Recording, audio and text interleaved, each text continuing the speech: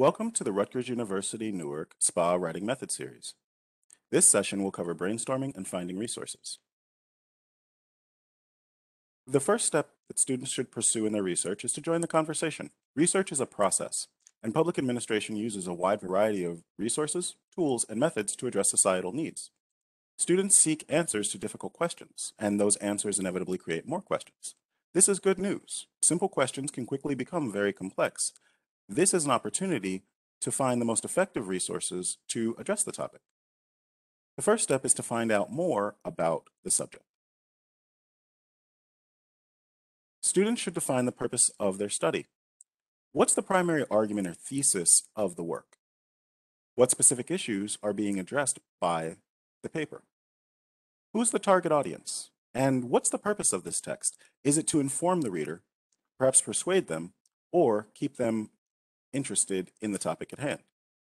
Which resources will provide the best evidence to support the paper? And which types of details will best enable the student to illustrate their point? Ideas may come in the form of quotes, facts and figures, or numbers such as polling data, financial data, or census information. Students have to ask what has already been written about the topic. Use a variety of online and offline sources to find significant data. Cast a broad net.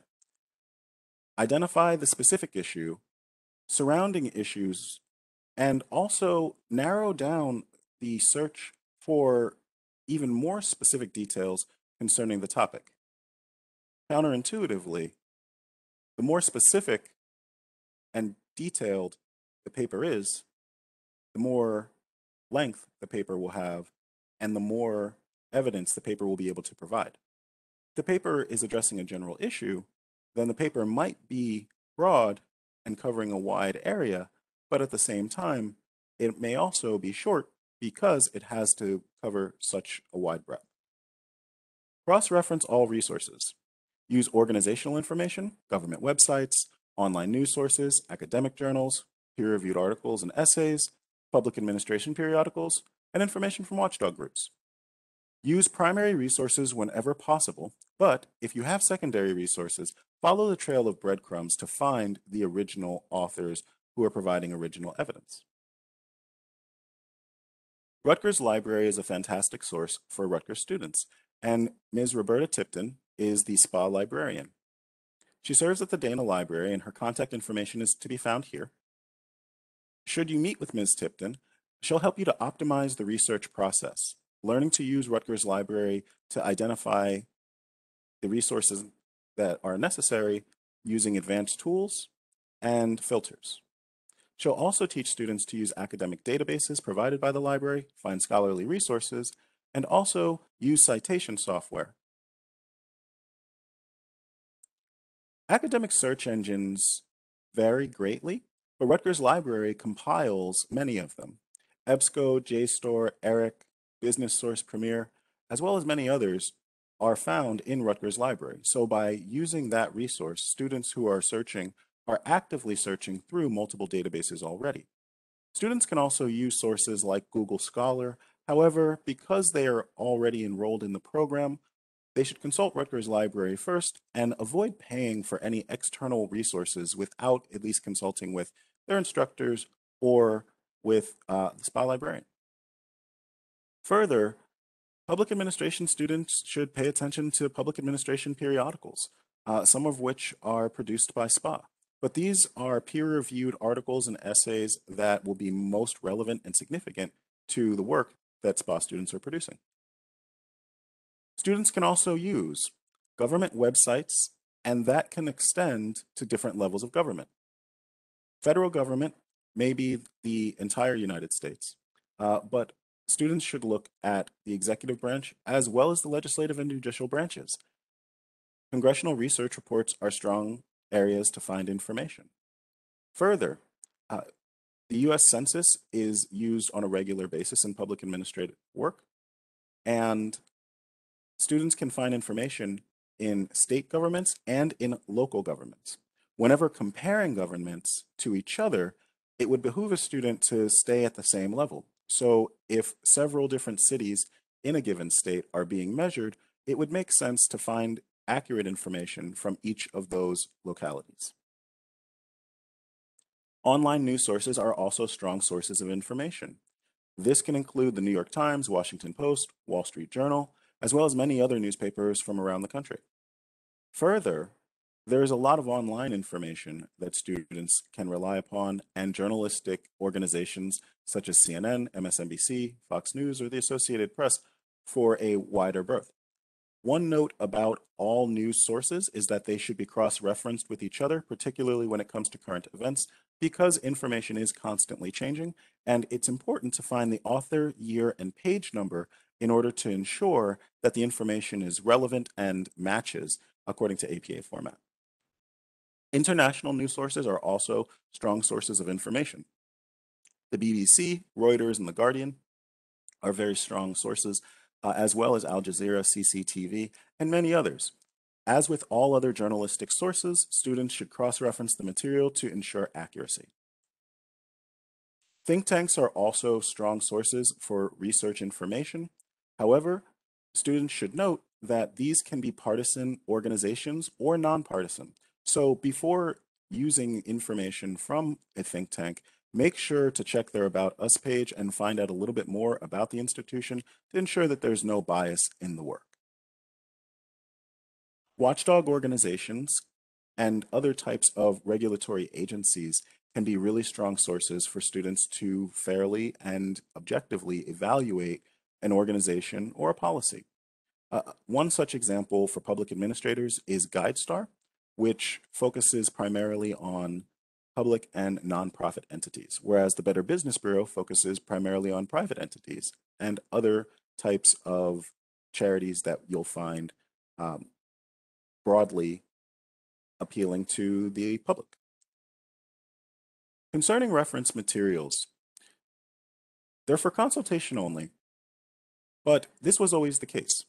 The dictionary, encyclopedia, and thesaurus are great resources for students to use. However, they can't directly cite them using APA format. That being said, they should still be consulted. An online encyclopedia such as Wikipedia has advantages, even though it can't be translated directly into the paper. Wikipedia includes a summary of the organization, or I'm sorry, a summary of the topic itself, which can include the organization.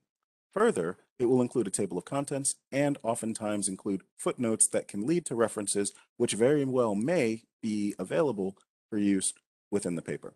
So it's a good place to start, but it's not the end of a student's research by any means.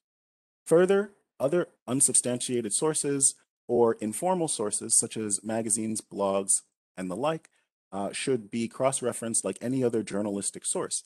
If the information does not have the appropriate amount of transparency, that would look like authors, dates, and also more specific details that has citing sources as well, in that case, the student may want to find the same information in another source or find additional evidence to further back their claims.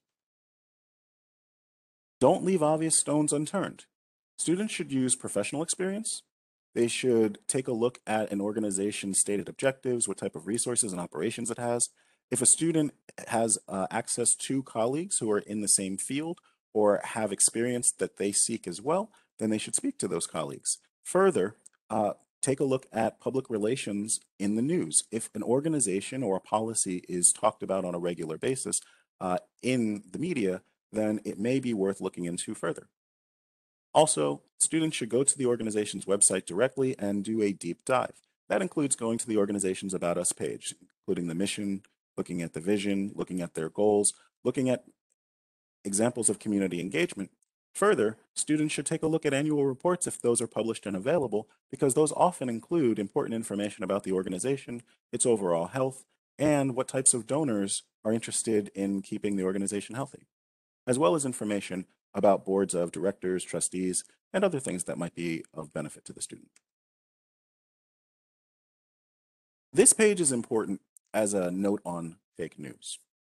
When being careful with fake news, students should understand that everything that they would use to vet the evidence that they bring into their papers is the same process that one would use to find out whether or not there is enough evidence in claims that are made in any sort of media source. Students should be critical. Ask the W5 plus H. Ask who, what, when, where, why, and how. If all of those questions cannot be answered to a student's satisfaction, they should continue to seek further information in other sources to support their claims. Always be objective. Students should be mindful of subjective biases. If the reading includes phrases such as I think, I feel, or I believe, sentences begin with words such as I, me, my, or we, typically those are strong evidence that there's going to be an opinion. Students should be seeking out evidence-based research, so when they see something that's subjective, understand that its value may be within anecdotal, narrative-based, case study sort of value. Always confirm the important details such as author, year, and the source. Actively read as opposed to passively reading. When a student reads something that makes sense to them, that they like and they want to put into the paper, the next question should be, why do I like this? How can I use this? How can this better support the ideas within my work? As opposed to passively accepting and simply recording all that's written in the reading. If something is not adding up, or if there is another way to explain it, or if there is more information that the student believes should be included, then those critiques should also be included within the writing. Beware of misleading information. Selectively edited photographs, visual data, and other forms of video are increasingly common online, and so the importance of cross-referencing continues. Finally, pay attention to vague details.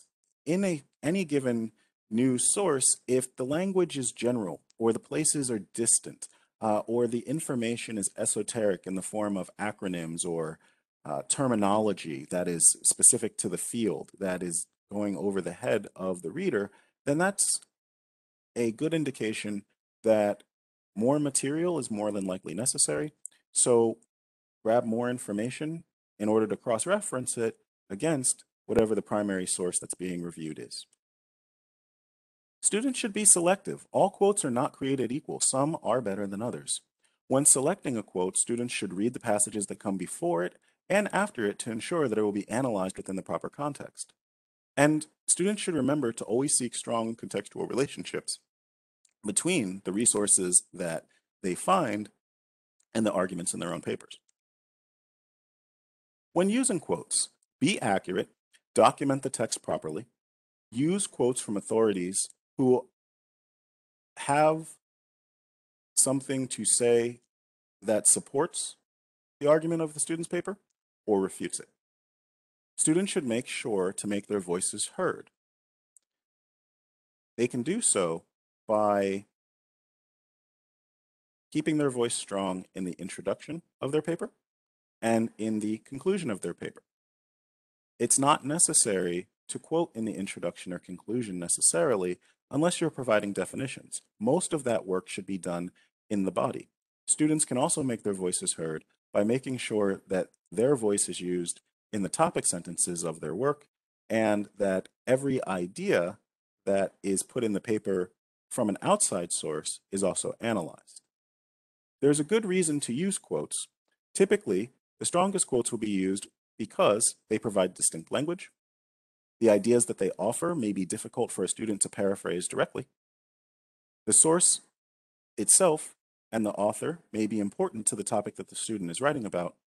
And many words are open to interpretation, so the student may wish to put a quote in, and then because the quote requires a little more interpretation for the reader to understand why it's there, the student can then analyze the quote immediately afterwards with as much information to support their analysis as possible. When analyzing a quote, the purpose of the quoted material is to support your ideas. Accurately explain the author's intent, but also make sure that it's clear to the reader why the quote matches the paper's argument. Keep a strong voice, as mentioned previously, by making sure that the student's voice comes first and is explained in a way that makes sense for the paper that's being written, as opposed to simply collecting different quotes that in and of themselves are important, but don't have any sort of order or have any sort of logic behind their placement. Put core ideas into your own words. Never allow the author's words to speak for you, even if they are well written. Explain, what does the author's words have to do with the argument of the paper?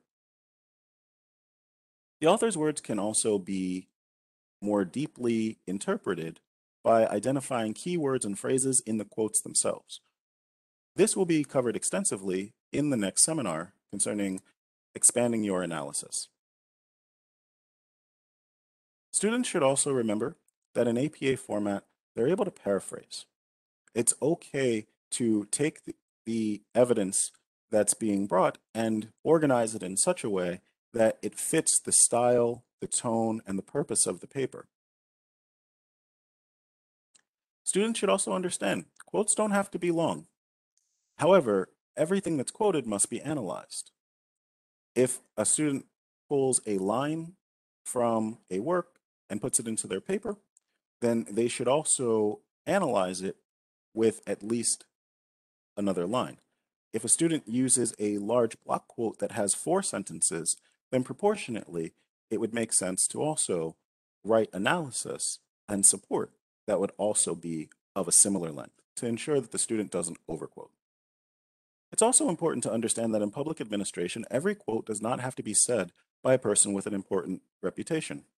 While it can be a good practice to use historical figures, charismatic leaders, and the like in order to support a quote, at the same time, public administrators gather data from a lot of different key stakeholders.